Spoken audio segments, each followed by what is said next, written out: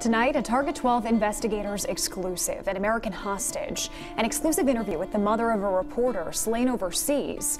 Journalist Jim Foley was kidnapped in Syria in 2012 and murdered 2 years later in a graphic video that was posted online. The shocking event forever changed how the United States handles hostage situations overseas and thrust the terrorist organization ISIS into the American psyche. Target 12 investigator Tim White sat down exclusively with Jim Foley's mother and is here now with the details. From New Hampshire, the Foley family was in Providence earlier this month for the Providence College Marquette University basketball game. Jim Foley went to Marquette and was being honored prior to tip-off. We sat down with Jim's mom, Diane, before the ceremony at the Dunkin' Donuts Center. Although unorganized, there's plenty of will to hold out here. Fewer jobs in news are more dangerous than being a conflict journalist. To what this revolutionary movement was. Jim Foley, a freelance reporter and videographer, was on the front lines in Iraq, Afghanistan, Libya, and Syria. There does seem to be a strong sense that they won't give up the fight. Filing reports from regions that were getting little attention from American news outlets. Who are the Libyan rebels determined to overthrow 42 years of dictatorship? And he really felt there was a story that Westerners needed to hear. In 2011, Foley was detained by the regime in Libya and held captive for 44 days before being freed. Months later, he told his mother, Diane Foley, he was going back, this time to Syria. Even if you wanted to, do you think you could have talked him out of it? I tried. You did? Oh, Tim, yes. Are you kidding? Yes.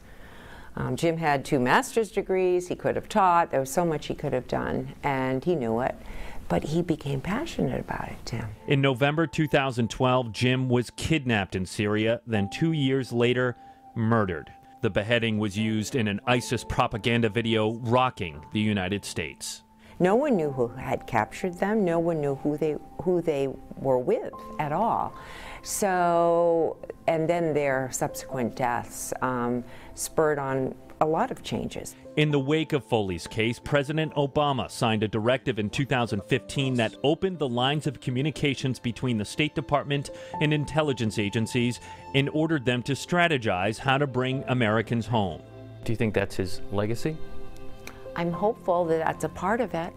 The other part of it is I feel that as a public, I didn't really value enough what the media and journalists do for our country, for our democracy. I took it for granted. From the anguish of Jim's murder, the family formed the James Foley Legacy Foundation to educate the public, journalists, and policymakers. Our mission is to advocate for Americans taken hostage abroad, to protect independent conflict journalists, and to raise awareness with public and students about these threats to our freedom. We will provide more information on the Foley Foundation on our website, WPRI.com. With the Target 12 investigators, Tim White, Eyewitness News. Thank you, Tim. And coming up on Eyewitness News at 6, hear from then President Obama, what he told Diane Foley after her son's killing. New details now in a Target 12 investigators exclusive, an American hostage.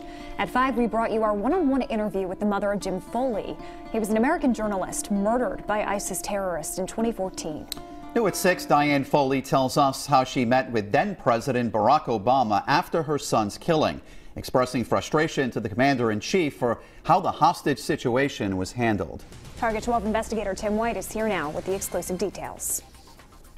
Diane Foley spoke with President Obama twice, once over the phone when a rescue mission to save her son was unsuccessful, the second time in the Oval Office after the country failed to bring him home.